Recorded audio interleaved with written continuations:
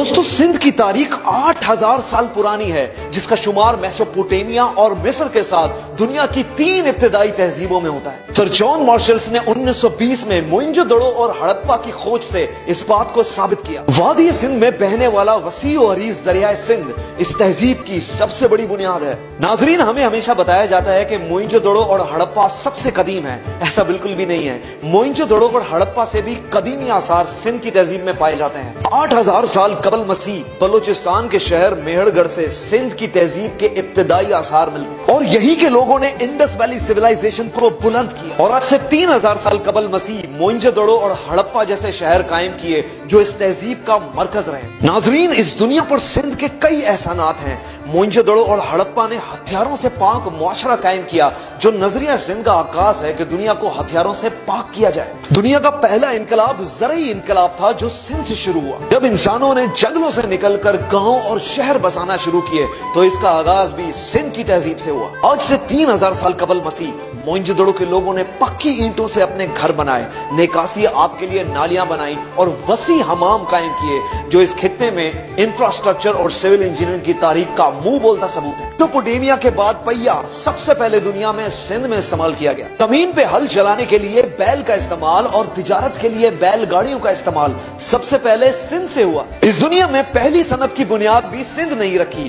سندھ ہی میں کپاس سے دھاگا اور دھاگے سے کپڑا بنانے کی مشینز ارتھ اور اڑنا بنائی گئی۔ اجرک کا شاہکار ڈیزائن بھی سندھ ہی نے بنایا، جو آج ہمارے ملک کا قومی تحفہ بھی ہے۔ انڈس ویلی سیولائزیشن میں پہلی صنعت قائم ہونے کی وجہ سے انڈسٹری کا لفظ بھی انڈس سے نکلا۔ اس تہذیب کو اکثر 2 ناموں سے پکارا جاتا ہے، سندھ اور انڈس۔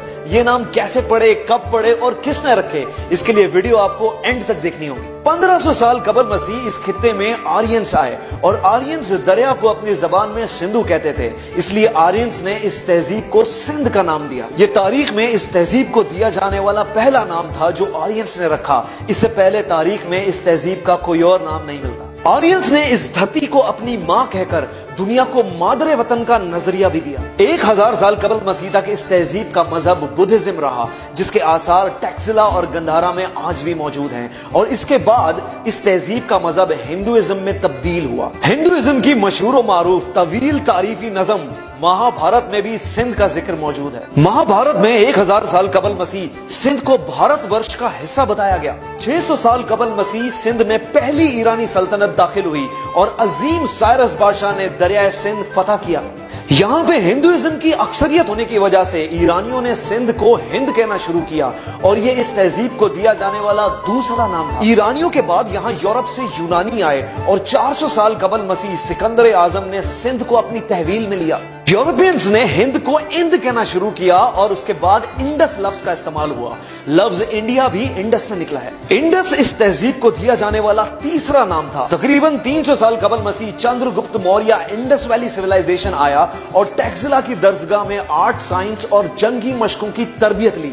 یورپینز کا قبضہ آدھے سندھ پہ تھا، اس لیے اس سے آگے کے علاقوں پہ موریہ سلطنت قائم ہوئی، اور انہوں نے اپنی تہذیب کو ہند کہنا شروع کیا، جو کہ سندھ کا ہی دوسرا نام تھا۔ اور اس طرح تاریخ میں ہند اور سندھ ایک تہذیب ہونے کے باوجود الگ الگ ہوئے۔ بعد میں جب موریہ سلطنت اپنے عروج پہ پہنچی تو چندر گپت موریہ نے یونانیوں سے جنگ کی اور سندھ کو اپنی تحویل میں لیا۔ چندر گپت موریہ کے بعد مہاراج اشوک نے بھی سندھ پہ حکمرانی کی۔ موریئنز کے 100 سالہ راج کے بعد یہاں افغانیوں نے یعنی گریکو بیکٹرین نے اپنی حکومت قائم کی۔ اس دور میں بدھزم کو دوبارہ فروغ ملا، اور روہڑی کے مقام پر اس کے آثار بھی ملتے ہیں۔ پہلی صدی عیسوی میں سیتھینز نے مختصر وقت کے لیے اپنی سلطنت قائم کی، اور ان کے بعد کشن سلطنت سندھ میں داخل ہوئی۔ کشن سلطنت کے آثار کہوجو دڑو میرپور خاص کے مقام پر آج بھی پائے جاتے ہیں۔ ناظرین، 3ری صدی عیسوی میں ساسنیڈ امپائر نے سندھ پہ حکمرانی کی۔ 4th سینچری میں سندھ پہ کنٹرول گپتا امپائر کرا۔ 5th سینچری میں رائے خاندان اور 6ٹھی صدی عیسوی میں برہمنز نے سندھ پہ حکومت قائم کی، اور یاد رہے راجہ طاہر بھی برہمن حکومت کا حصہ رہے۔ 7th سینچری میں عرب میں اسلامی انقلاب آیا، اور بنو امیہ کے دور میں کئی باغی گروہ تھے جن کو برہمنز نے پناہ دی۔ بس اسی تنازع کو لے کے امویوں اور برہمنز میں آپسی رنجش قائم ہوئی۔ سندھ کی ساحلی پٹی پہ سمندری ڈاکو یعنی پائریٹس نے عربی قافلے لوٹنا شروع کیے، جس کا الزام بنو امیہ نے برہمن حکومت میں ڈالا، اور حجاج ابن یوسف نے اپنے جوان بھتیجے محمد بن قاسم کی سربراہی میں عرب سے ایک بڑی فوج सिंध फतह करने के लिए भेजी। आरोर रोड़ी के मुकाम पर राजा दाहिर और मोहम्मद बिन कासिम की फौजों में एक खूनरेज जंग हुई, जिसमें मोहम्मद बिन कासिम को फतह हासिल हुई और इसके बाद सिंध में इस्लामी सल्तनत का आगाज हुआ। अब्दुल्ला शाह गाजी वो पहले सूफी बुजुर्ग थे जो इसी दौर में सिंध आए, इंसानों को मुतासिर किया और चौक दर चौक लोगों ने इस्लाम कबूल करना शुरू किया। यूं अरब के बाद इस्लाम सबसे पहले सिंध में दाखिल हुआ और यही वजह है सिंध को बाबुल इस्लाम भी कहा जाता है। 8वीं सदी से 10वीं सदी तक सिंध बनु अब्बास के जेरे असर रहा। यहाँ के लोग सर ढांपने के लिए पहले पगड़ी का इस्तेमाल करते थे और बाद में सिंधी टोपी का इस्तेमाल आम हुआ। 18वीं सदी में यहाँ तुर्कों की आमद हुई और सुल्तान महमूद गजनवी ने सिंध पे हमला करके यहाँ अपनी सल्तनत कायम की। इसी दौर में ईरान से अली हजवेरी यानी दाता गंज बख्श इंडस वैली सिविलाइजेशन तशरीफ लाए। 13वीं सदी में ममलुक्स ने हिंद में दिल्ली सल्तनत कायम की और इसी दौर में सुमरो खानदान ने सिंध पे राज किया। सुमरो बादशाह असल में अरब थे, मगर सिंध धरती पे मर मिटने के जज्बे की वजह से इनको सिंधी राजपूत का लकब दिया गया। इसी दौर में ईरान से ख्वाजा मोइनुद्दीन चिश्ती और लाल शहबाज कलंदर की इंडस वैली सिविलाइजेशन में आमद हुई।